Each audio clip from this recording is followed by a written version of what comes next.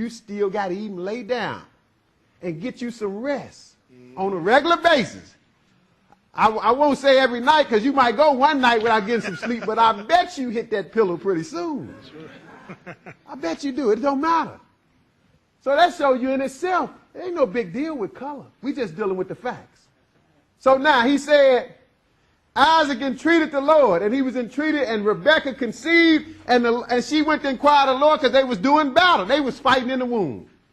And the Lord said, verse 23, 2 nations are in thy womb, and 2 manner of people shall be separated from thy bowels. Pay attention to this. Go ahead. And the one people shall be stronger than the other people, and the elder shall serve the younger. Okay, you got 2 different nations about to be born. And one going to be stronger than the other, and the elder, whoever the oldest is, that's the first one born. We're talking about twins, so it ain't that much bigger time difference. But the first one come out, that's the elder, right? He got to serve the younger. That's the way the Lord got it set. But we're going to find out it wasn't going to be that way all the time until you got to the end. In other words, the elder wasn't going to serve the younger, period, throughout all history. It was going to come a time the elder was going to rise up on them for a while. And that's where we at right now. Because we're going to see the elder is Esau. But go ahead, verse 24. And when her days to be delivered were fulfilled, behold, there were twins in her womb. Okay, go ahead. And the first came out red, all over like an hairy garment. See, that shows you the Lord can have one woman have two babies, and they can look totally different. They can even be 2 different races. Happened back here when the Lord was creating races. And it can happen to this day. They got records of it happening to this day. But we talking about it was different nationalities being born. So it said, now, it gave you a description of the first. It said the first came out red all over like a hairy garment, right? That's how he looked, red, like a hairy garment. And what they call his name? And they called his name Esau. And they called his name Esau. So he is the elder, right? He's the firstborn. So ultimately, Esau got to serve the next one that's about to come out, right? Ultimately. And that's the way the Lord said it. So you can't even get mad at nobody. This is the way the Lord said it. The Lord know what these boys going to be about even before they born, right? And he said, out of the norm, which the norm is the younger serve the elder, right? But out of the norm, the Lord said the elder is going to serve the younger, right? That's what he said. Now, it told you Esau was red and hairy. That shows you it's a distinction. Why even describe him as red and hairy and don't say nothing about Jacob unless Jacob looked the norm, black? Because that's the way Jacob looked. Jacob, we know Jacob looked like the Egyptians and the other Hamites because you got all their association right here in the Bible. We saw Moses was in Egypt, had to look like Pharaoh because Pharaoh didn't even know he was a Hebrew in his own house. You know Pharaoh didn't know Moses was a Hebrew because he was killing the Hebrew boys. You think he would have let one live in his house? But since we know the Egyptians come from Ham and they are black, we know Moses was black. We know Joseph was black. See, they was black. Ain't no big deal. It's just a fact. But now, it described Esau as being different, didn't it? It said he came out red and hairy, right? Go ahead, verse 26. And after that came his brother out, and his hand took hold of Esau's heel, and his name was called Jacob. And Isaac was 80 years old when she bare them. Okay, now then come Jacob. Didn't even go into no physical description because the people who was writing it, they knew it wasn't necessary as far as that time go. It wasn't even necessary. They described Esau, and then it said Jacob came out, so he was the younger. And Isaac, it told you he was 60 years old when they were born. But go ahead, 27. And the boys grew, and Esau was a cunning hunter, a man of the field. And Jacob was a plain man dwelling in tents. And Isaac loved Esau because he did eat of his venison. But Rebekah loved Jacob. Okay, now Isaac, this both of their sons, Isaac was a little partial toward Esau, and the mother, Rebekah, was a little partial toward Jacob. I'm sure they both loved both of them. But still, that's the way it was. Esau went out hunting and brought his father a lot of food. Hey, he liked that. Go ahead. And Jacob sowed pottage And Esau came from the field, and he was faint. And Esau said to Jacob, feed me, I pray thee, with that same red pottage, for I am faint. Therefore was his name called Edom. Oh, now that's another name. You keep that in your mind, because that's prominent throughout the Bible. Another name for Esau is Edom. Matter of fact, that's the name of the land that the Lord allowed Esau to inherit. See, just like the Lord gave Israel land, Jacob's name going to be changed to Israel in the Bible. And they called Jacob's land the land of Israel. God gave him that.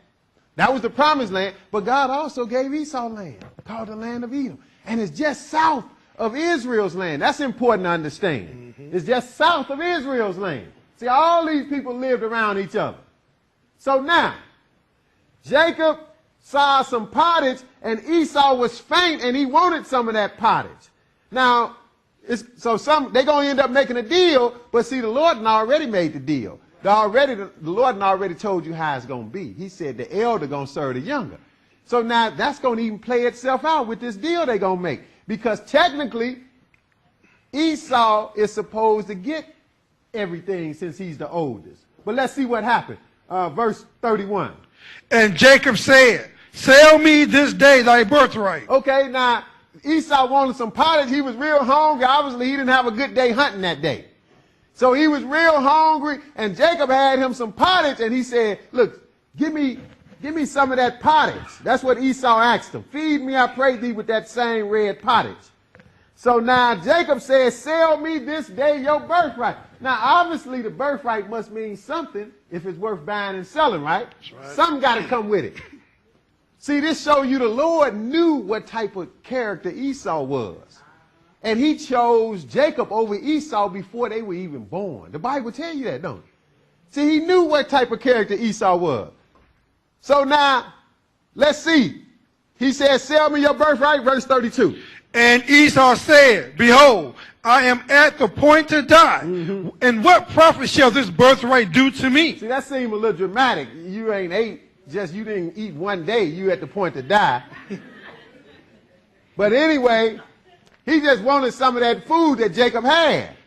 But nobody is going to make him sell his birthright. He going to do that on his own, which he didn't have to do. But it just shows you how he was. He didn't have to sell his birthright. But he going to sell it because Jacob said, I ain't going to give you none of this pottage unless you sell it. Go ahead.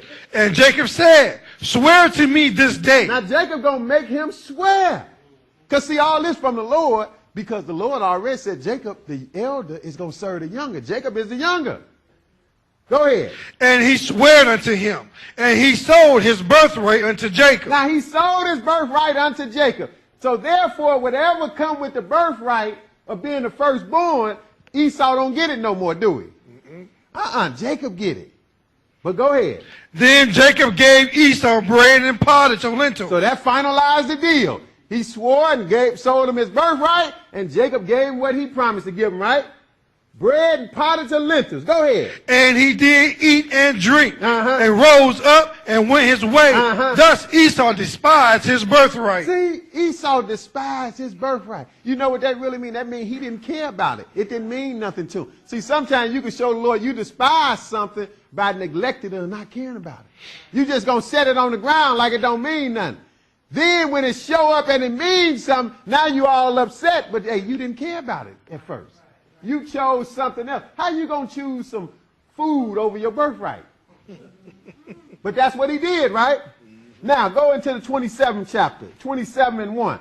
Because now something going to take place. A lot of people say, well, see, Jacob was wrong. He stole Esau's birthright and all. He stole the blessing, I mean. He stole the blessing. And they try to accuse Jacob of this. But I'm here to show you this is all from the Lord. Genesis 27. The Lord already said the elder going to serve the younger. The Lord called the shots before they was born. 27 and 1. Go ahead. And it came to pass that when Isaac was old and his eyes were dim, so that he could not see, he called Esau his eldest son, and said unto him, my son. He said unto him, behold, here am I. Now notice now Isaac is old, his eyes dim, he can't even see good, right? So now he getting ready to do something, And who do he call for? It said he called Esau his what son? Eldest son. His eldest son, because that's the way they did things. They did things in order. They went by the eldest, right? So he called, quite naturally, he called this eldest son, because he is going to give his eldest son everything he got, basically. Go ahead, verse 2.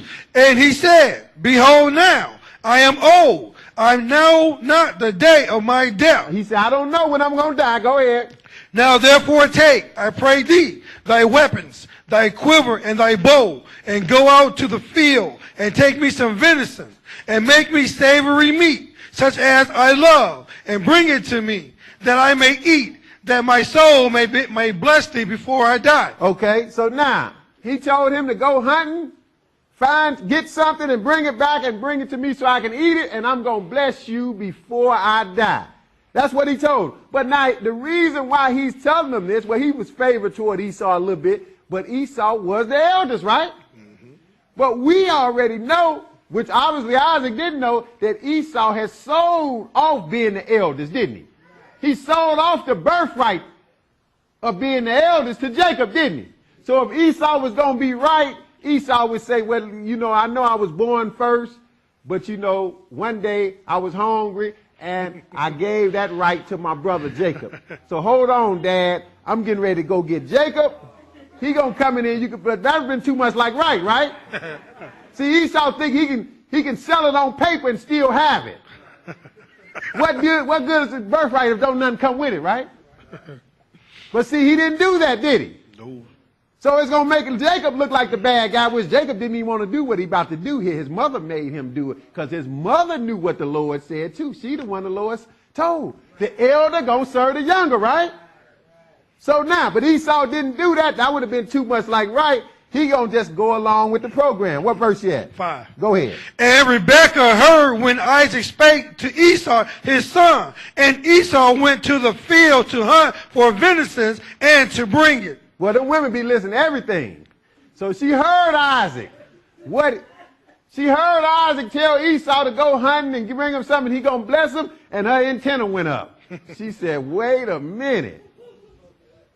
This ain't getting ready to happen. Go ahead. Now, it wasn't even Jacob that heard it. It was Rebekah, the mother. Go ahead. And Rebekah spake unto Jacob her son, saying, behold, I heard thy father speak unto Esau thy brother, saying, bring me venison, and make me savory meat, that I may eat, and bless thee before the Lord before my death. Go ahead. Now therefore, my son, obey my voice according to that which I command thee. Go ahead. Go now to the flock, and fetch me some from this 2 good kids of the goats, and I will make them savory meat for thy father, such as he loveth. Okay, now she came up with this whole scenario. She told Jacob to do this. She said, you go to the goat, and you get a goat, and I'm going to fix it up for your father the way he like it, and we're going to do something right here. But now notice what Jacob said. Verse 10. And thou shalt bring it to thy father, that he may eat, and that he may bless thee before his death. See, that's what Rebekah said, but Jacob said what at 11? And Jacob said to Rebekah his mother, behold, Esau my brother is a hairy man, and I am a smooth man. My father peradventure will fill me, and I shall seem to him as a deceiver. And I shall bring a curse upon me, and not a blessing. See, now Jacob's supposed to get the blessing. The elder's supposed to serve the younger, but now they're just trying to figure out how he going to get it. Because Isaac obviously don't understand. And he old, and he is getting ready to give the blessing to the wrong one. He getting ready to give a blessing to the wrong one. But even Jacob still didn't want to do it, because Jacob said, look, that show you again the physical description. Jacob told his mother Esau is hairy, which we saw he was red and hairy, right? But now we found out Jacob wasn't as hairy, was he? The Bible said Jacob was a smooth man.